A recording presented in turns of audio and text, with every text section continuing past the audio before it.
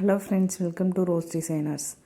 இன்றைக்கி நம்ம வந்து இந்த செட்டோட பெயிண்டிங் வந்து பார்க்க போகிறோம். இந்த செட்டு எப்படி ரெடி பண்ணுறது அப்படின்னு ஆல்ரெடி வீடியோ போட்டிருக்கேன். அதோட லிங்க்கையும் டிஸ்கிரிப்ஷன் பாக்ஸில் கொடுக்குறேன். ஃபஸ்ட்டு இந்த பெண்டண்ட்டை பெயிண்ட் பண்ணிக்கலாம். இதுக்கு நான் வந்து பேர்ல் க்ரீன் எடுத்திருக்கேன். நம்ம க்ரீன் எடுத்துகிட்டு இந்த பெண்டனோட இந்த சைடு ஃபுல்லாக, அதாவது நம்ம டிசைன் பண்ணியிருக்க கேப்லாம் எதுவும் தெரியாத மாதிரி ஃபுல்லாக பெயிண்ட் பண்ணிக்கலாம். வீடியோ வந்து கொஞ்சம் லென்த்தாக இருக்குது, ஸ்கிப் பண்ணாமல் பாருங்கள். நடுவில் வந்து கொஞ்சம் டிப்ஸ்லாம் சொல்லியிருக்கேன். இதே மாதிரி இந்த கேப் எதுவுமே இல்லாமல் ஃபுல்லாக பெயிண்ட் பண்ணிக்கிறேன்.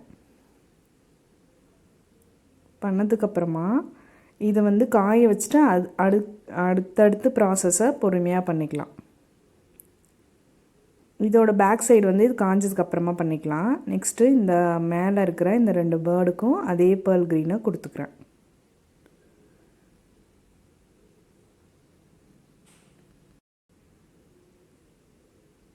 நான் யூஸ் பண்ணுறது வந்து ரவுண்ட் ப்ரஷ் யூஸ் பண்ணுறேன்.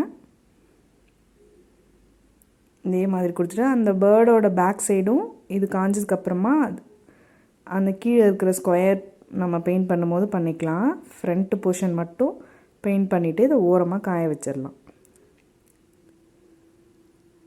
நெக்ஸ்ட்டு இந்த மாதிரி இயரிங்க்கும் அதே மாதிரி மேலே இருக்கிற பேர்டுக்கு க்ரீன் கொடுத்துக்கிறேன்.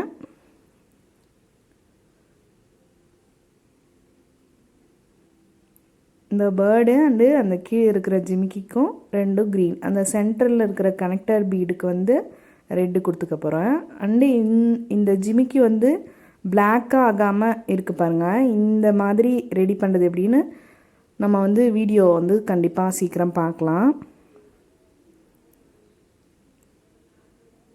பேக் பண்ணும்போது ஃபுல்லாக பிளாக் ஆகிடுதுன்னு ஒரு சில பேர் வந்து கேட்பாங்க. பிளாக் ஆகாமல் இருக்கிறது எப்படின்னு நம்ம வந்து வீடியோஸ் பார்க்கலாம்.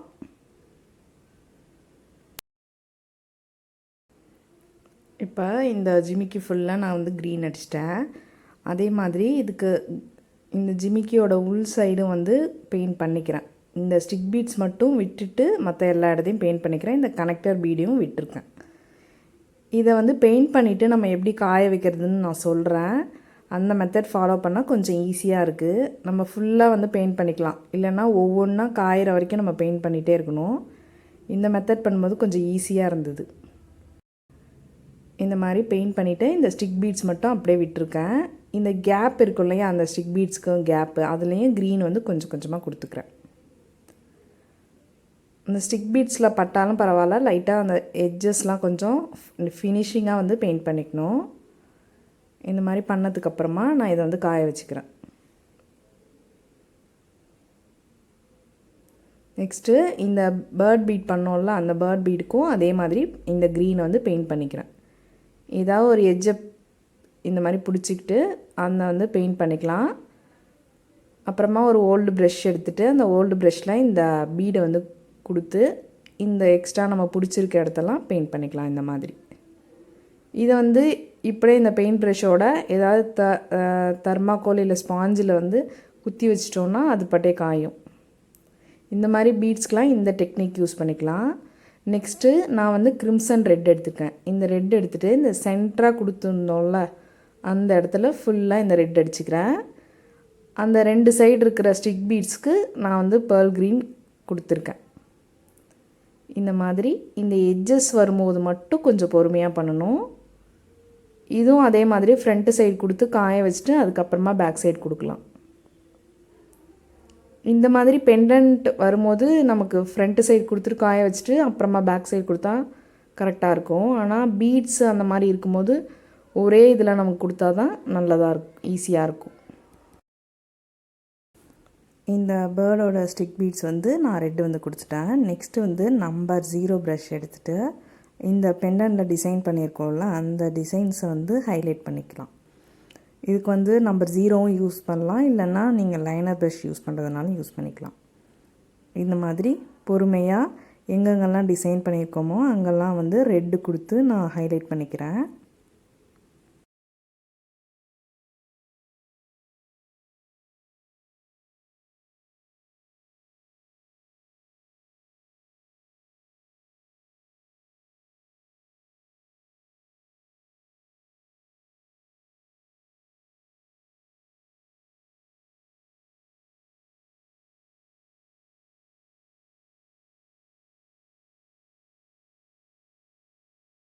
இப்போ இந்த டிசைன் முடிஞ்சிச்சு. நெக்ஸ்ட் என்ன பண்ணியிருக்கேன் அப்படின்னா 2 லைன்ஸ் போட்டிருப்போம்ல, அந்த 2 லைன்ஸில் ஒரு லைன் வந்து க்ரீன் விட்டுட்டு இன்னொரு லைன் வந்து ரெட்டு வச்சு நான் ஹைலைட் பண்ணுறேன்.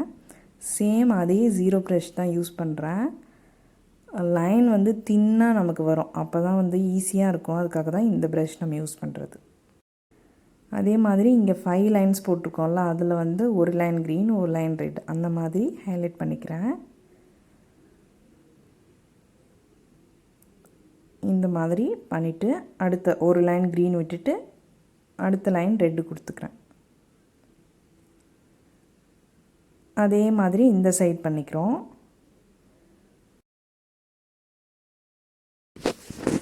அதே மாதிரி இந்த சைடும் 5 லைன்ஸ் போட்டிருந்தோம்ல, அந்த 5 லைன்ஸை ஒரு க்ரீன் ஒரு ரெட் அப்படின்னு டிசைன் பண்ணிக்கிறோம். அதே மாதிரி நம்பர் 0 ப்ரஷ் வச்சு தான் பண்ணிக்கிறேன்.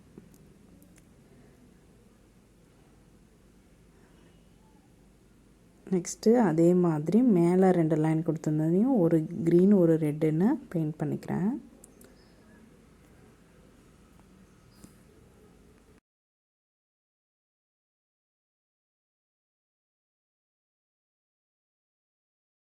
நெக்ஸ்ட்டு மேலே அதே மாதிரி இந்த சைடு 2 லைன் கொடுத்த மாதிரி மேலே 2 லைனில் ஒரு லைன் வந்து ரெட்டு அடிச்சுக்கிறேன்.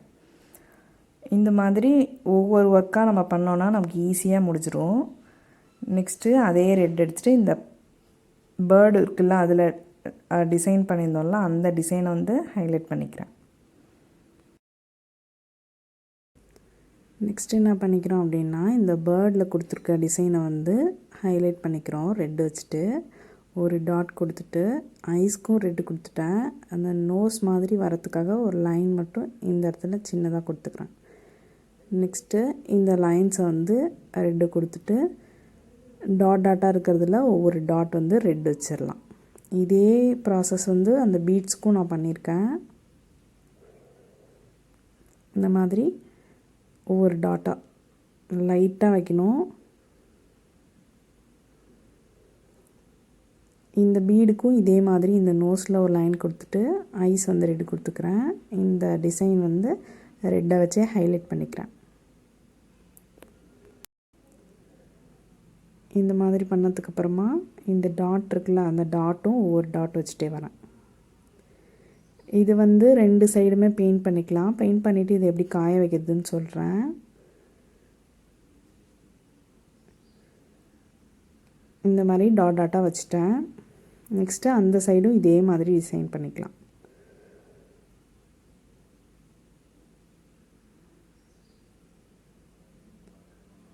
இதுக்கு அந்த நோஸ் இருக்குல்ல, அந்த நோஸ்லேயும் ஒரு லைன் கொடுத்துக்கலாம். இந்த மாதிரி பண்ணிவிட்டு நெக்ஸ்ட்டு இந்த டாட்டை கொடுத்துட்டோம். இது வந்து எப்படி காய வைக்கிறது அப்படின்னா ஒரு நீடிலில் வந்து இதை கொடுத்துக்கலாம். இந்த மாதிரி தர்மாக்கோல் கொஞ்சம் எடுத்துருக்கேன். இதில் இந்த நீடில் கொடுத்துட்டு இந்த சைடாக வந்து இதை குத்தி வச்சுக்கலாம். மேலே குத்தினோன்னா இந்த பேர்டு போய் கீழே அதில் படும், அப்போ வந்து பெயிண்ட் வந்து நமக்கு டேமேஜ் ஆகும். நெக்ஸ்ட்டு இந்த இயரிங்க்கு இந்த ஸ்டிக் பீட்ஸ் 2க்கும் ரெட்டு கொடுத்துட்டேன்.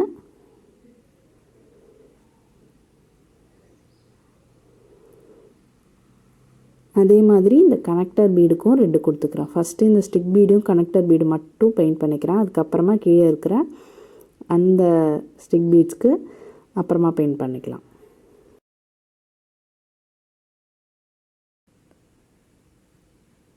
இப்போ இந்த மாதிரி இந்த கனெக்டர் பீடுக்கு பெயிண்ட் பண்ணிவிட்டு இதை வந்து காய வச்சிடலாம். நெக்ஸ்ட்டு வந்து இந்த ஸ்டிக் பீட்ஸ்க்கு அடிச்சுக்கலாம். இது காய வைக்கிறதும் எப்படின்னு சொல்கிறேன். அதுக்கு முன்னாடி என்ன பண்ணிக்கிறேன்னா இந்த பெண்டனோட இந்த சைடில் உள்ள ஸ்டிக் பீட்ஸுக்கு கீழே உள்ள யூபின் பீட்ஸ்க்கெலாம் பெயிண்ட் பண்ணிக்கிறேன். இது ஃபுல்லாகவே பெயிண்ட் பண்ணிவிட்டு காட்டுறேன். பேக் சைடும் வந்து நான் பெயிண்ட் பண்ணிவிட்டு அதுக்கப்புறமா இதை காட்டுறேன். நெக்ஸ்ட்டு என்ன பண்ணிக்கிறேன் அப்படின்னா இந்த ஜிமிக்கியோட கீழே உள்ள ஸ்டிக் பீட்ஸ்க்கு பெயிண்ட் பண்ணிக்கிறேன்.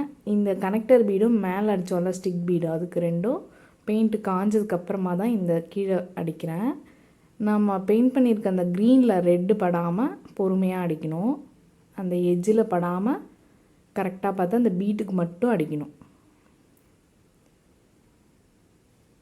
இதுக்கு வந்து உள் சைடும் நான் அடிச்சிடுறேன். அடிச்சுட்டு இதை எப்படி காய வைக்கிறதுன்னு சொல்கிறேன். இந்த மாதிரி ஒவ்வொரு பீடாக கேப் இல்லாமல் அடிச்சுட்டு இப்போ உள்ளேயும் அதே மாதிரி இந்த மாதிரி அந்த க்ரீனில் படாமல் அடிச்சுக்கிறேன்.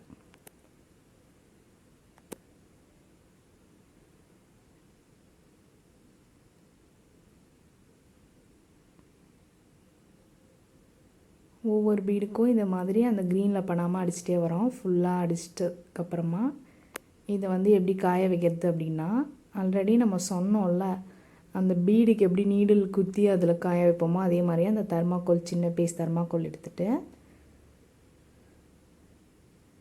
அதில் வந்து 2 நீடில் இந்த மாதிரி பக்கத்தில் குத்திட்டேன். இந்த மாதிரி அந்த ஸ்டெட்டு மேலே வர மாதிரி வச்சுட்டு கொஞ்சம் தூக்கி ஏதாவது இந்த ஸ்டிக் பீட்ஸ் வந்து கீழே எதுலேயும் படாத மாதிரி வச்சிட்டோன்னா போதும். இது ஃபுல்லாக இப்போ நான் பெயிண்ட் பண்ணிவிட்டு இதையும் காட்டுறேன். இந்த ஜிமிக்கி வந்து அது மாதிரி காய வச்சு எடுத்துட்டேன். நெக்ஸ்ட்டு இந்த டிசைன் பண்ணிக்கலாம். இந்த ரெட்டு கொடுத்து ஆல்ரெடி அந்த பேர்டு எப்படி நம்ம பெயிண்ட் பண்ணோமோ அதே மாதிரி இந்த மேலே வந்து ஸ்டெட்டில் வந்து பெயிண்ட் பண்ணிக்கிறேன். நெக்ஸ்ட்டு இந்த ஜிமிக்கியில் கொடுத்த டிசைன் இருக்குல்ல அந்த டிசைனை வந்து அதே ரெட்டு கொடுத்து ஹைலைட் பண்ணிக்கிறோம்.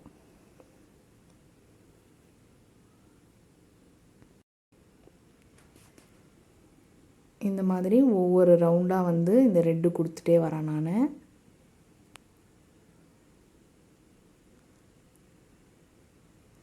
எப்போதுமே அதே மாதிரி நம்ம தர்மாக்கோலில் நீடில் குத்திட்டு அந்த மாதிரி காய வச்சோன்னா ஈஸியாக இருக்கும். இப்போ எல்லா பீஸையும் நான் ரெடி பண்ணிட்டேன். இந்த பெண்டன்ட் ஃபுல்லாக பெயிண்ட் பண்ணியாச்சு. இந்த பேர்ட்ஸ் வந்து 6 ரெடி பண்ணியிருந்தோம். இதுக்கு இடையில கொடுக்குற மாதிரி இந்த டிசைன் பீட்ஸ் ரெடி பண்ணியிருந்தோம்ல அதை வந்து நான் பெயிண்ட் பண்ணியிருக்கேன். ரெட் அடிச்சுட்டு அந்த டாட்டாக இருக்கிறதுல க்ரீன் கொடுத்துருக்கேன். 2 இயரிங்கும் ரெடி ஆயிடுச்சு. இப்போ எல்லாத்துக்கும் வார்னிஷ் அடிச்சிடலாம். நான் வந்து டெக்கர் வார்னிஷ் க்ளாஸ் எடுத்திருக்கேன். இதை வந்து கொஞ்சமாக எடுத்துகிட்டு எப்படி பெயிண்ட் பண்ணமோ அதாவது பெண்டன்ட் வந்து ஃப்ரண்ட்டில் முதல்ல அடிச்சுட்டு காய வச்சுட்டு அப்புறம் பேக் அடிக்கணும். அதே மாதிரி இயரிங் வந்து ஃபுல்லாகவே அடிச்சுட்டு அந்த நீடில்லையே நான் வந்து பெயிண்ட் பண்ணி காய வச்சது மாதிரியே வச்சுக்கிறேன். ஃபுல்லாக வார்னிஷ் அடித்து எடுத்துட்டேன். நெக்ஸ்ட்டு வந்து இந்த இயரிங்க்கு இந்த ஹூக் வைப்போம்ல இது வந்து பெரிய சைஸ் வந்து வைக்க முடியாது. ஏன்னா நம்ம ஸ்டெட்டு வந்து சின்னதாக இருக்கிறதுனால சின்ன சைஸ் வச்சா தான் கரெக்டாக இருக்கும். கொஞ்சமாக ஃபெவிக்விக் வச்சுட்டு சின்ன ஸ்டெட் ஹூக் வச்சுட்டேன். நெக்ஸ்ட்டு கொஞ்சமாக கியர் ஒயர் எடுத்துகிட்டு ஃபஸ்ட்டு இதை வந்து கோத்துடலாம். 2 கியர் லாக் போட்டுக்கிட்டேன். இது வந்து இந்த பெண்டனோட இந்த பேர்டுக்கு மேலே இருக்கிற யூ பெனில் கொடுத்துருக்கேன். கொடுத்துட்டு எப்போதும் போல் இதை லாக் பண்ணிக்கலாம். இந்த மாதிரி போட்டு 2 கியர் லாக்கையும் லாக் பண்ணிக்கிறேன். நெக்ஸ்ட்டு இந்த கியர் ஒயர் கட் பண்ணிவிட்டு ஒரு பீடு ஒரு பேர்ட் பீடு மறுபடியும் ஒரு பீடு மறுபடியும் ஒரு பேர்டு இந்த மாதிரி 3ஐயும் போட்டுக்கிறேன். 4 வந்து டிசைன் பீடும் 3 வந்து இந்த பேர்ட் பீடும் வர மாதிரி போட்டுட்டேன். இதே மாதிரி 2 சைடும் நாம் வந்து கோத்துக்கலாம். நெக்ஸ்ட்டு என்ன பண்ணியிருக்கேன்னா இந்த ஒரு சைடு வந்து நான் இந்த மாதிரி ஒரு ரோப் ரெடி பண்ணியிருக்கேன். இது எப்படி ரெடி பண்ணுறதுன்னு பார்க்கலாம். இந்த சைட் பண்ணி காட்டுறேன். இதுக்கு இந்த மாதிரி ஒரு ஜம்ப் ரிங் எடுத்துகிட்டு ரெட் அண்ட் க்ரீன் வந்து சில்க் த்ரெட் எடுத்திருக்கேன். இதை 50 டைம்ஸ் வந்து நம்ம சுற்றிக்கலாம். இந்த மாதிரி ஒரு ஸ்கேலில் ஒரு 50 டைம்ஸ் சுற்றிக்கிட்டு இதை கட் பண்ணி எடுத்துக்கலாம். கட் பண்ணி எடுத்ததுக்கப்புறமா இந்த ஜம்ப் ரிங் வச்சுருந்தோம்ல அந்த ஜம்ப் ரிங்கை அதில் கொடுத்து 2ஐயும் ஹாஃபாக பிரிச்சுக்கலாம்.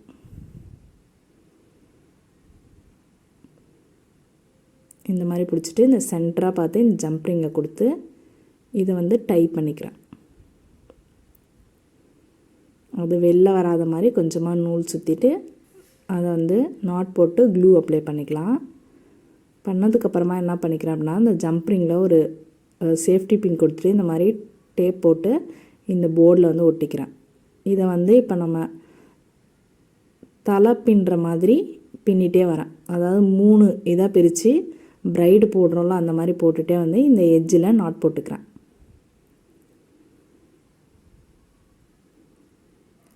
இதை வந்து இந்த கியர் ஒயர் விட்டுருந்தோம்ல அதில் போட்டு எப்போதும் போல் கியர் லாக் போட்டு லாக் பண்ணிக்கலாம்.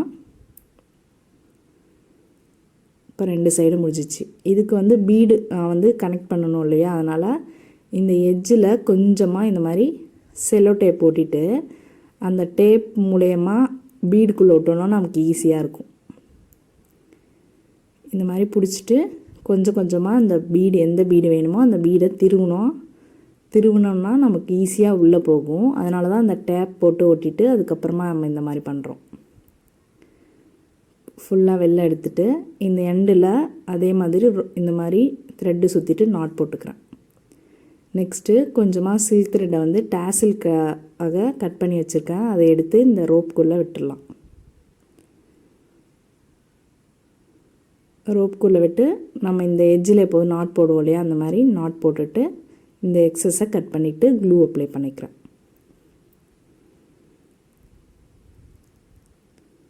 ஃபுல்லாக முடிஞ்சிருச்சு. இந்த இடத்துல க்ளூ மட்டும் அப்ளை பண்ணிக்கலாம். இந்த எக்ஸஸை வந்து கட் பண்ணி விட்டுடலாம்.